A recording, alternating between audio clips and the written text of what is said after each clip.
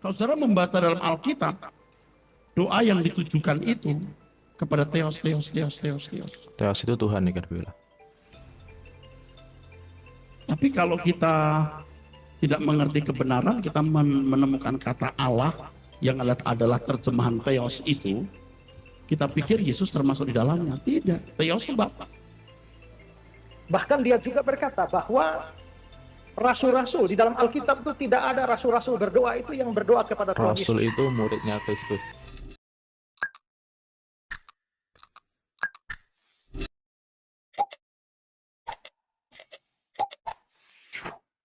Assalamualaikum ikhwan filah.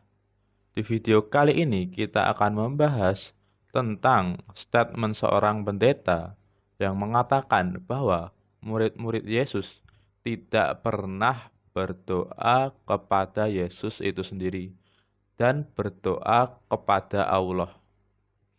Jadi, murid-muridnya Yesus itu nggak pernah berdoa kepada Yesus, tapi justru berdoa kepada Bapa. Dan karena pendapatnya pendeta ini yang berbeda dari pendeta lain, pendeta ini juga dikritik oleh salah satu pendeta. Dan nanti kita akan menanggapinya dan membuktikan bahwa memang murid-murid Yesus itu nggak pernah berdoa kepada Yesus, tetapi mereka bertauhid dan berdoa kepada Allah. Oke, kawan filah, berikut kita simak saja videonya.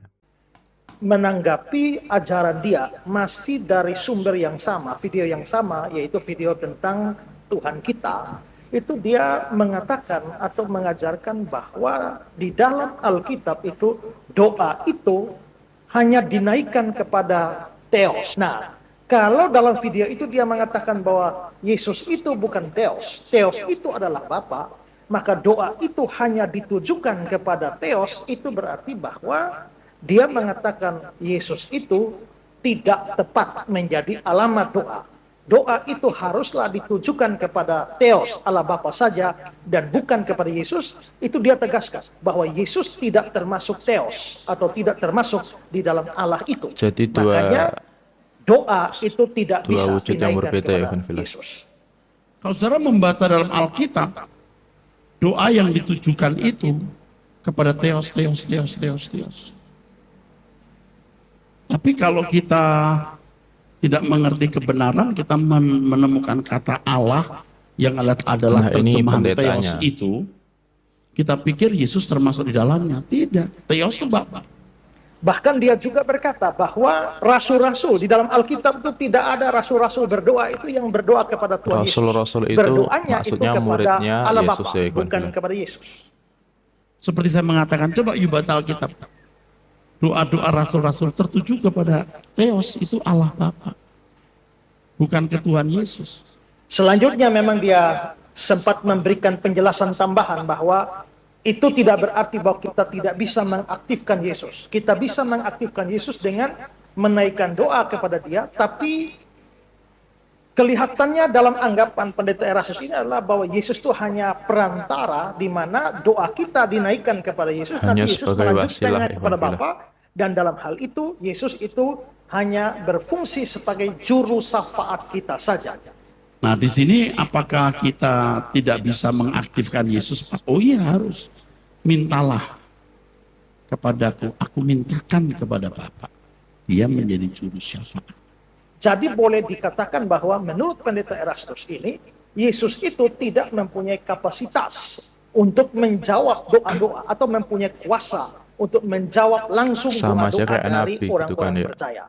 Yesus hanya perantara, dan karena itu maka seperti di bagian awal tadi dia mengatakan doa itu di dalam Alkitab semuanya ditujukan kepada Theos, Theos, Theos, dan itu adalah Bapa dan bukan kepada Tuhan Yesus. Nah, pertanyaannya adalah bahwa apakah ajaran pendeta Erastus ini benar atau tidak? Sekali lagi saudara, jangan terlalu gampang atau terlalu mudah menerima suatu ajaran. Kita harus menguji setiap ajaran dari kitab suci. Dan karena itu maka pada kesempatan ini saya ingin menunjukkan kepada saudara, apakah di dalam kitab suci tidak ada praktek atau ajaran untuk berdoa kepada Yesus? Nah, mari kita simak satu persatu dan nanti saudara bandingkan itu dengan apa yang diajarkan oleh pendeta Erastus ini. doa kepada Tuhan Yesus itu diajarkan di dalam Alkitab, pertama-tama saya ingin sampaikan bahwa ajaran Pendeta Erastus Sabdono yang sudah saya jelaskan dan juga sudah kita lihat tadi, itu sesungguhnya mirip sekali dengan ajaran bidat saksi-saksi Yehova. Menolak doa kepada Bidat Tuhan itu Yesus. bid'ah ya Ikhwan Nah, Fillah. bahwa ini adalah ajaran saksi Yehova atau mirip dengan ajaran saksi Yehova, saya akan menunjukkan kepada saudara dua kutipan dari literatur saksi Yehova. Yang pertama ini dari buku Apa yang Allah Tuntut dari Kita halaman 1415, di mana saksi Yehova mengatakan kita hendaknya berdoa hanya kepada Allah Yehova. Akan tetapi semua doa kita hendaknya diucapkan dalam nama Yesus. Lalu dari sumber yang lain dari saksi Yehova, yaitu saksi-saksi Yehova siapakah mereka, halaman 13.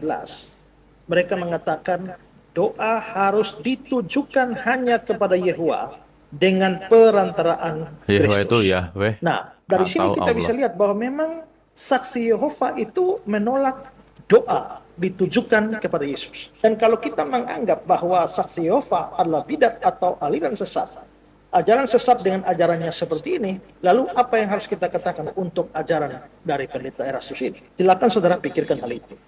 Nah, sekarang saudara, saya akan menunjukkan kepada... Nah, nanti di akhir video kita akan membantah pendapat pendeta ini dengan ayat-ayat Alkitab itu sendiri ya Ikhwan Fillah. Tunggu saja nanti di akhir video. Saudara, di dalam Alkitab itu ada ajaran tentang doa kepada Yesus. Yang paling terkenal itu adalah perintah dari Yesus sendiri di dalam Yohanes pasal yang ke-14 ayat yang ke-14. Ini kata-kata Yesus sendiri. Jika kamu meminta sesuatu kepadaku dalam namaku, aku akan melakukannya. Jika kamu meminta sesuatu kepadaku dalam namaku, aku akan melakukannya. Kalau kita lihat kata-kata ini ya, kamu meminta sesuatu kepadaku. Di sini ada kata-kata kepadaku. Memang ada kata-kata dalam namaku, tetapi juga ada kata-kata kepadaku. Lalu dikatakan aku akan melakukannya. Nah, kata-kata kepadaku ini menunjukkan bahwa doa bukan hanya boleh ditujukan kepada Allah Bapa, tetapi juga ditujukan kepada... Oke sahabat muslim semuanya, jadi itulah tadi videonya.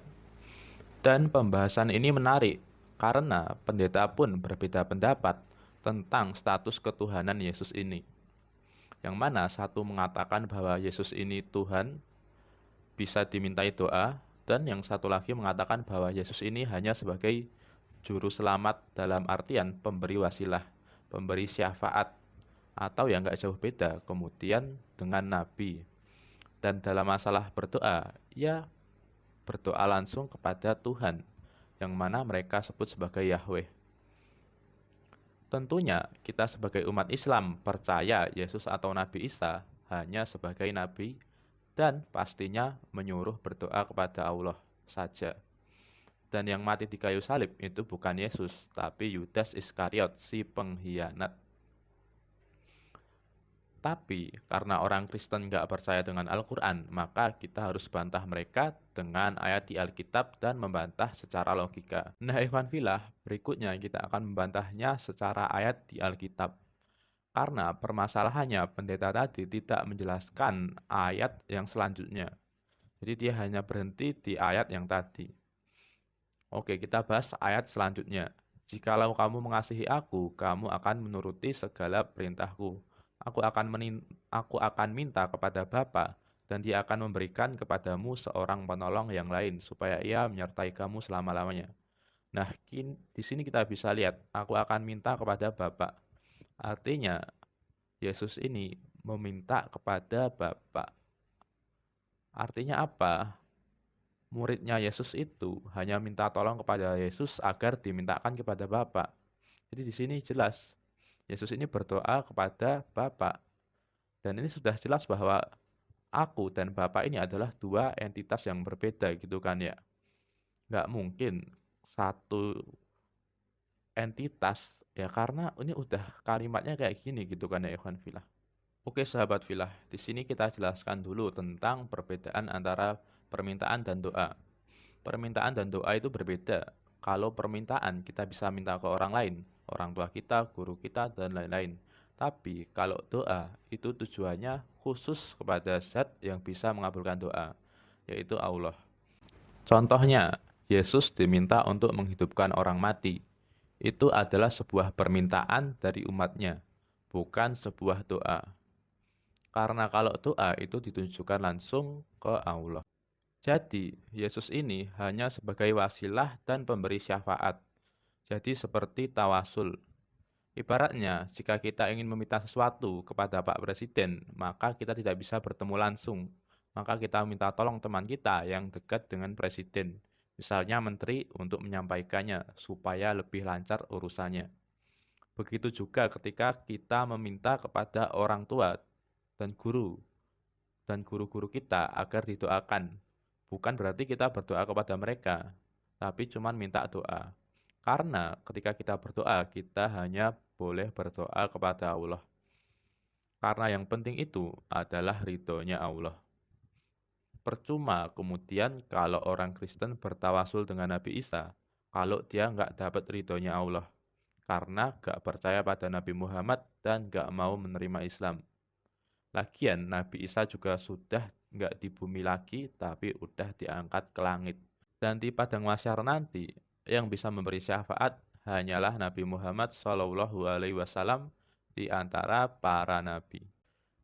Nah, selanjutnya, kata Yesus kepadanya, "Akulah jalan dan kebenaran dan hidup. Tidak ada seorang pun yang datang kepada Bapa kalau tidak melalui aku."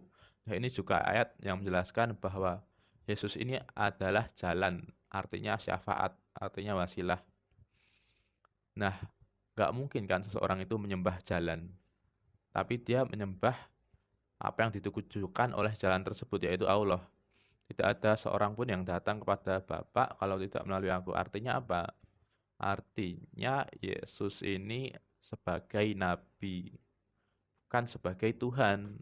Gitu ya, ikhwan fillah. Oke, ikhwan fillah, mungkin segitu dulu untuk video kali ini. Wallahu a'lam bishawab. Barakallahu fikum.